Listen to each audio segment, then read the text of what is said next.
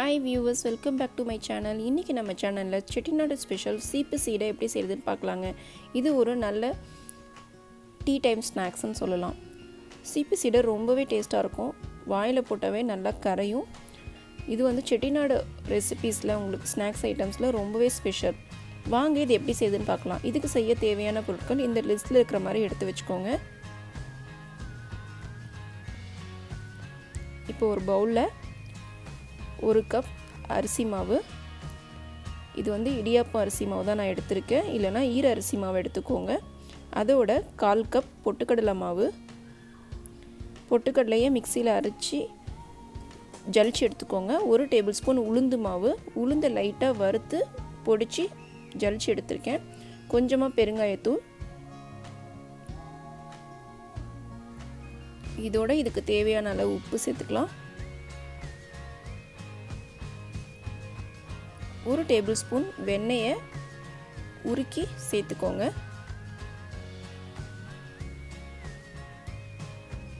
இதோட இந்த மாவு பிசைகிறதுக்கு தேங்காய் பால் ஊற்றி தான் மாவு பிசையணும்.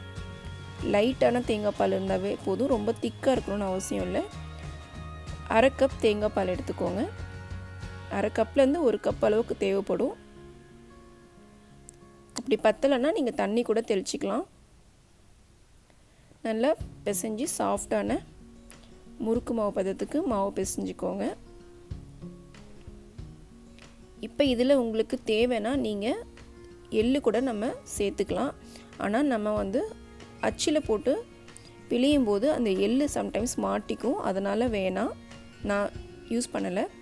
இப்போ நாடா பக்கோடாக்கு யூஸ் பண்ணுற, ரிப்பன் பக்கோடாக்கு யூஸ் பண்ணுற அச்சு முறுக்கில்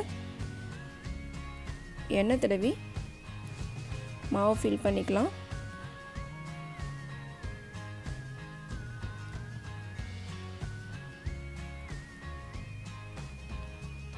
இப்போ இதில் வரி வரியாக வரும். இப்போ இதை ஒரு தட்டில் இல்லைன்னா இந்த மாதிரி ஒரு போர்டில் நீங்கள் நீட்டமாக பிழிஞ்சிக்கோங்க.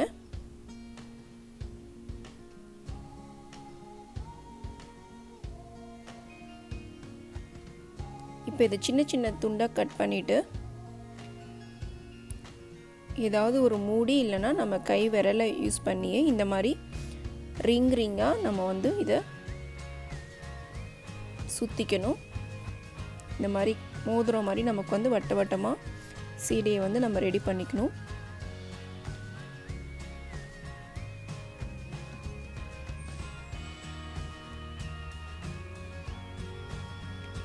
மீதம் இருக்கிற எல்லா மாவுலையும் இந்த மாதிரி நம்ம சீடை ரெடி பண்ணி வச்சுக்கலாம். இப்போ ஒரு கடாயில் எண்ணெயை நல்லா சூடு பண்ணிக்கோங்க. மீடியம் ஹீட்டில் வச்சுக்கோங்க. மீடியம் ஹீட்டில் வச்சு நம்ம ரெடி பண்ண சீடையை நல்லா பொன்னிறமாக வர அளவுக்கு பொரிச்சு எடுக்க வேண்டியது தான். இதில் நீங்கள் தேவைன்னா நீங்கள் எள்ளு கூட நீங்கள் சேர்த்துக்கலாம்.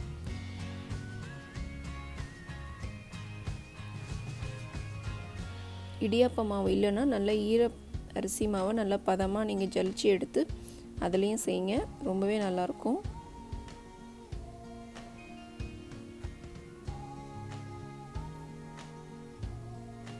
அவ்வளோதாங்க, நமக்கு ரொம்பவே டேஸ்டியான கிறிஸ்பியான செட்டிநாடு ஸ்பெஷல் சீப்பு சீடை ரெடி ஆயிடுச்சு.